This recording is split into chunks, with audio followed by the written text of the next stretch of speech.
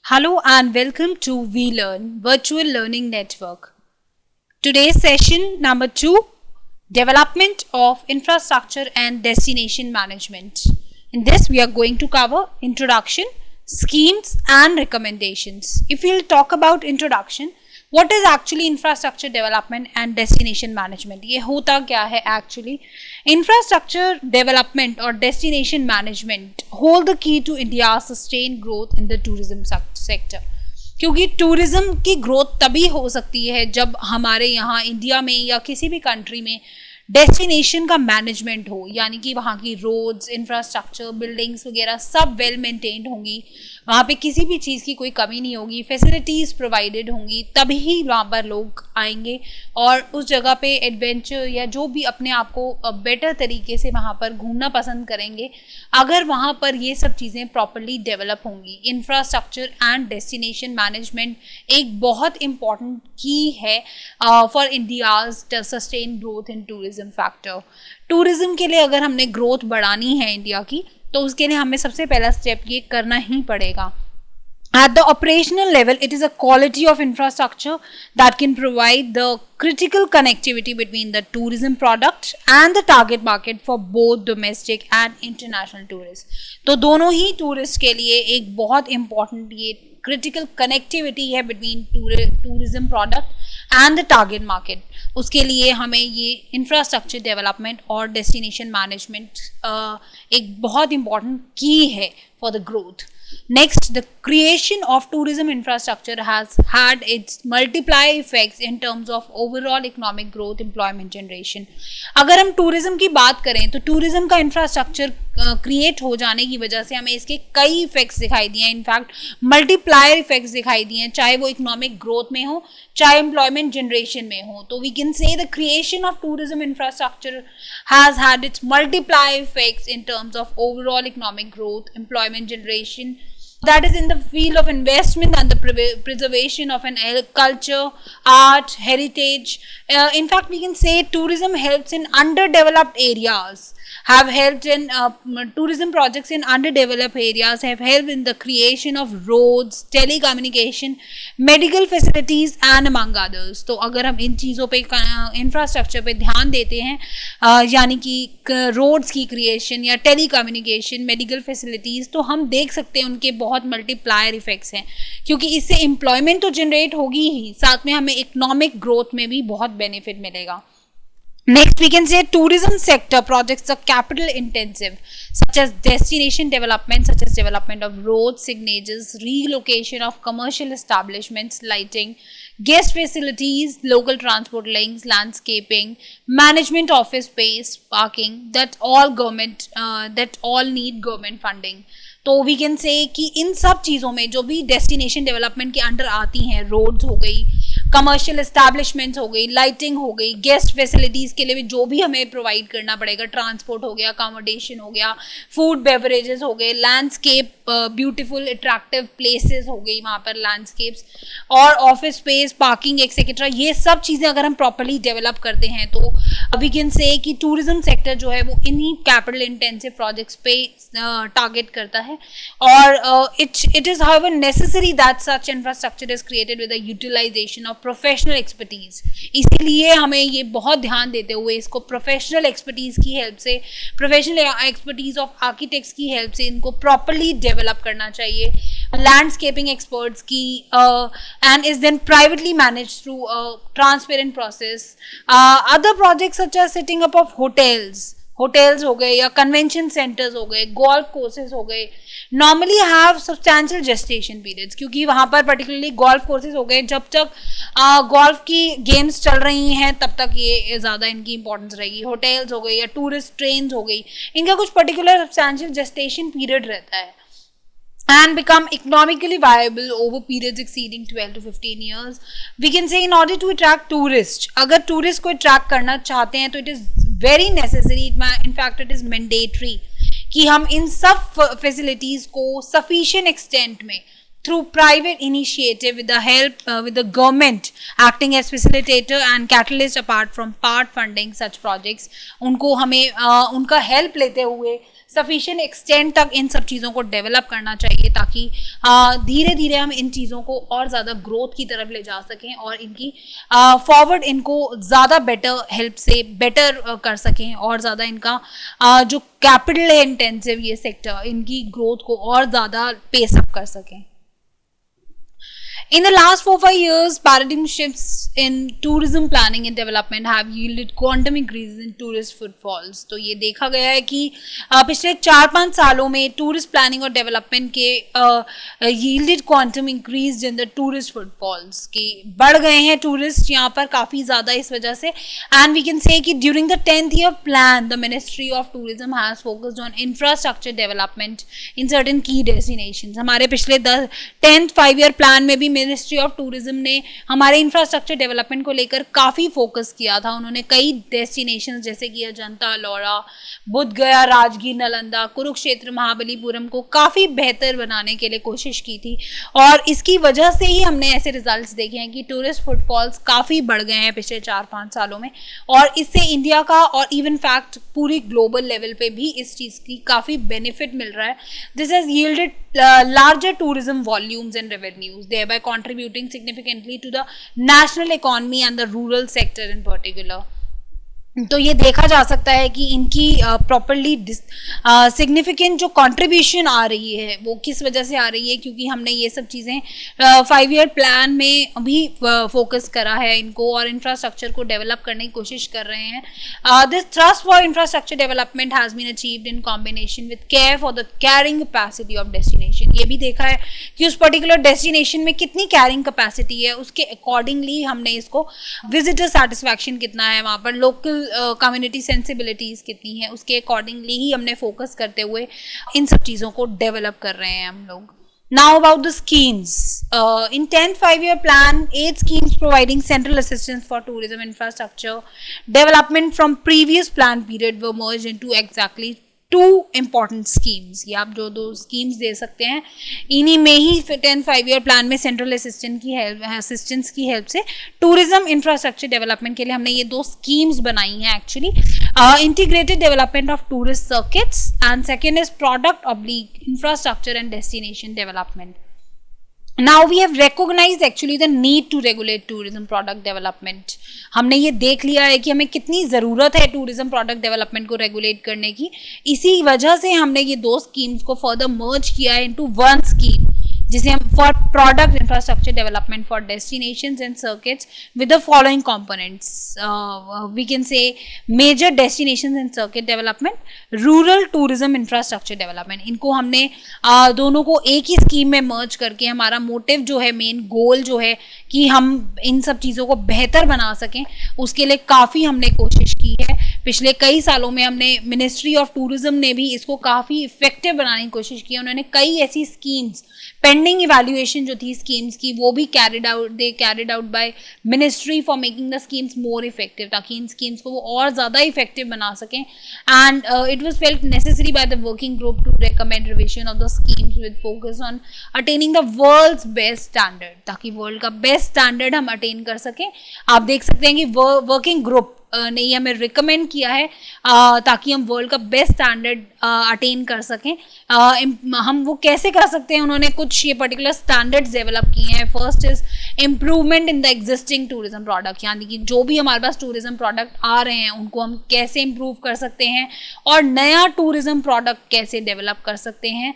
Integrated infrastructure development of the tourist site. तो हम इन जो भी हमारे पास यहाँ पर टूरिस्ट साइट्स अवेलेबल हैं उनको कैसे डेवलप कर सकते हैं, उनका स्ट्रक्चर जो है इंफ्रास्ट्रक्चर कैसे इंटीग्रेटेड उनकी डेवलपमेंट हो सकती है ताकि हम बेस्ट इस फील्ड में जो लार्जेस्ट हमारा यहाँ पे सर्विस सेक्टर आ गया है इस टाइम पे टूरिस्ट जो टूरिज्म है. बिकॉज हमने ये देखा है कि पिछले कुछ सालों में ये काफ़ी पोटेंशियल दिखाया है इसने to grow at a much higher pace. इसी वजह से हम इंफ्रास्ट्रक्चर जो है हमारी डेस्टिनेशंस की उनको कॉन्सिक्वेंट ये सोच रहे हैं we are ensuring consequential development of the infrastructure of the destinations because of this thing only. Now, actually, we have recommended few things. You can see these broad recommendations were made for the betterment of this aspect, जहाँ पर हम इस tourism जो largest sector रहा है service industry में, उसे हम हर तरीके से बेटर बनाने की कोशिश कर रहे हैं. उसके लिए सबसे पहला आप रिकमेंडेशन जो देख सकते हैं कि tourist sites and destination should be carefully selected on the basis of their tourism potential. हमने टूरिस्ट साइट और डेस्टिनेशन उन पे पैसा लगा रहे हैं, उनको बेटर कर रहे हैं, लेकिन उससे पहले हम ये देखना चाहते हैं कि हम केयरफुली उनको सिलेक्ट कर रहे हैं कि एक्चुअली उनमें कितना पोटेंशियल है टूरिस्ट को बुलाने का, और कितना उनको पोटेंशियल है उनके अंदर टूरिस्ट के को अट्रैक्ट करने का. उसके अकॉर्डिंगली ही हम इंफ्रास्ट्रक्चर फैसिलिटीज बेस कर रहे हैं उनके ऊपर. The aim should be to provide all infrastructure facilities required by the tourists within such destination and circuits. तो हमारा मेन मेजर एम यही है कि हम वहाँ पर अपने टूरिस्ट को इस जगह पर, इस डेस्टिनेशंस पर हर तरीके की इंफ्रास्ट्रक्चर फैसिलिटीज प्रोवाइड कर सकें. We want them to be enable the development in an integrated holistic manner. Next is ministry of tourism should select only 10 major destinations and 6 circuits, north, south, east, west, central and northeast on an annual basis. तो हमने ये भी decide किया है कि ministry of tourism जो है वो 10 मेजर डेस्टिनेशन सेलेक्ट करेगी और 6 circuits on an annual basis, ताकि हम इन्हीं पे ही बेस्ट तरीके से इनको डेवलप कर सकें. Maximum amount sanction under the team under the scheme of development of destination should be raise to 50 crores.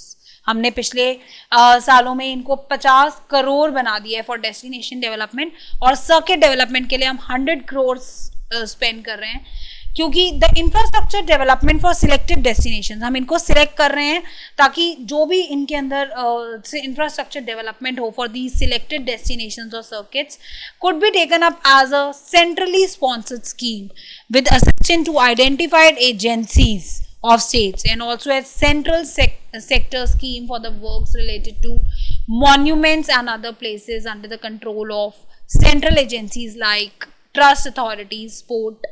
इन सब चीज़ों को हमने ध्यान में रखते हुए ये सोचा है कि मिनिस्ट्री ऑफ टूरिज्म को हम सिलेक्टिव बेसिस पे 10 मेजर डेस्टिनेशंस और 6 सर्किट्स को ही हम सिलेक्ट करेंगे ऑन एन एनुअल बेसिस, ताकि हम इन्हीं की सस्टेनेबल मेंटेनेंस और ऑपरेशनल प्लान पे फॉर द एसेट्स जो हैं वो ध्यान दे सकें, and we can in built in to the project proposal, ताकि क्योंकि इन्हीं इम्प्लीमेंटेशन ऑफ दीज प्रोजेक्ट्स की वजह से ही वी कैन कॉन्स्टेंटली मॉनिटर कर सकते हैं इन्हीं को. इन पर्टिकुलर अगर हम सिलेक्ट करते हैं तो इनको कॉन्स्टेंटली रिव्यू कर सकते हैं, मॉनिटर कर सकते हैं, ताकि हम इसको बेस्ट तरीके से और ज़्यादा डेवलप कर सकें, and we can grow further in this field.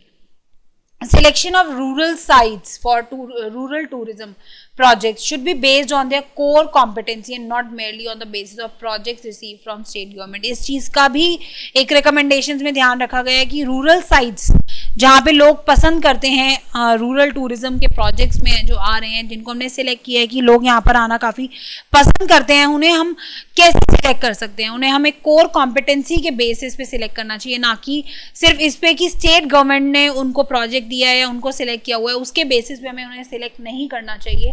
A panel of professional should be identified for selecting the rural sites. इसके लिए हमें एक प्रोफेशनल्स का पैनल सेट कर लेना चाहिए ताकि इन रूरल साइट्स को सिलेक्ट कर सके, इस बेसिस पे नहीं कि उन्होंने स्टेट गवर्नमेंट के प्रोजेक्ट के अंडर वो आ रही हैं, बल्कि उनकी कोर कॉम्पिटेंसी के बेस पे. और इनको पैनल ऑफ प्रोफेशनल्स हम आइडेंटिफाई कर सकते हैं for selecting the rural sites, interacting with the community and preparing projects based on tourism potential to the rural site. हम ये भी कह सकते हैं कि no rural tourism project should be sanctioned without the prior approval of the software component. इनके अलावा कोई भी तरीके से हम सॉफ्टवेयर कंपोनेंट को प्रायर अप्रूवल नहीं देंगे, किसी को भी हम सैंक्शन नहीं करेंगे. इससे क्या होगा कि होस्ट रूरल कम्युनिटीज जो हैं, क्योंकि ये इंश्योर हो जाएगा कि जो होस्ट रूरल कम्युनिटीज हैं वो क्रूशियल रोल जो है प्ले करेंगी in project implementation, and self help groups are constituted for the projects of rural side. तो इससे फ्लेक्सिबिलिटी भी आ जाएगी डिस्ट्रिक्ट लेवल कमेटीज में कि वो इन हार्डवेयर कंपोनेंट्स को रूरल टूरिज्म प्रोजेक्ट्स के लिए सिलेक्ट कर सके, and it should not be entirely decided by the ministry of tourism. इन सब चीज़ों का हमने ख्याल रखते हुए ये कुछ रिकमेंडेशंस बनाए हैं एक्चुअली. जिसमें next is for make use of environmental resources.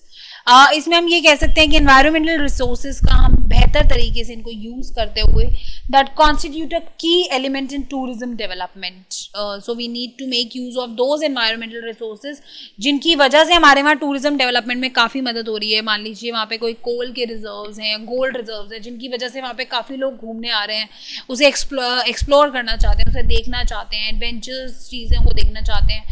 तो we have to make use of those environmental resources properly that constitute key element in tourism development and maintaining essential ecological processes and helping to conserve natural resources and biodiversity। इसलिए हमें biodiversity का या वहाँ पर जो भी natural resources हैं उन्हें कंजर्व करें ताकि इस एस्पेक्ट को हम और ज़्यादा पेसअप कर सकें और ज़्यादा ग्रो कर सकें।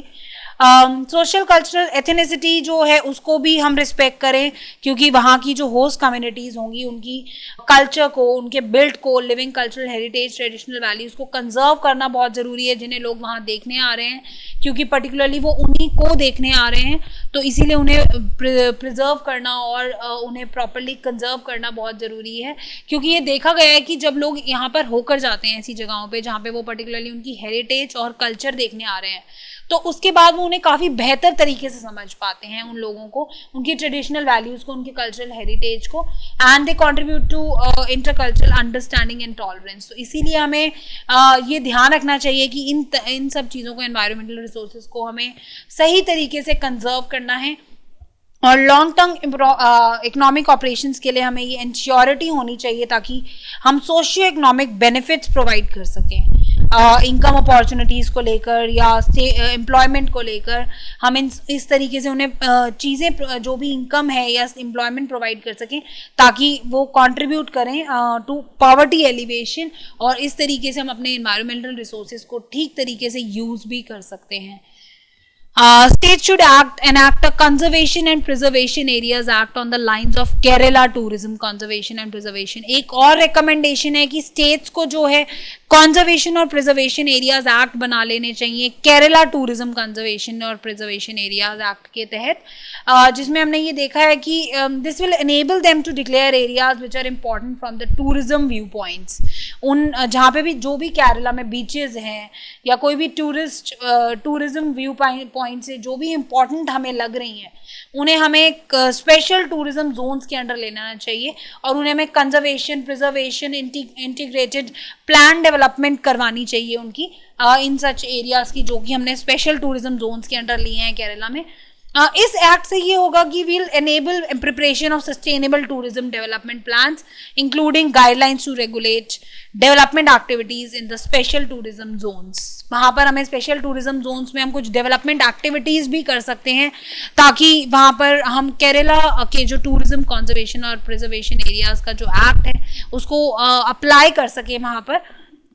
हम वहाँ पर पॉलिसी बना सकते हैं फॉर लैंड यूज प्लान, और लोगों को एलोकेशन हो सके लैंड फॉर टूरिज्म पर्पसेस, और बिल्ट अप एरियाज को लेकर एक पॉलिसी बना सकते हैं, और एनवायरनमेंट को जहाँ पर आर्किटेक्चरल फॉर्म को भी हम उसमें इंक्लूड कर सकते हैं। कुछ स्ट्रैटेजीज बना सकते हैं कंजर्विंग और स्ट्रेंथनिंग एग्जिस्टिंग नेचुरल सिस्टम्स को लेकर, और एनहांस कर सकते हैं visual qualities of the reason.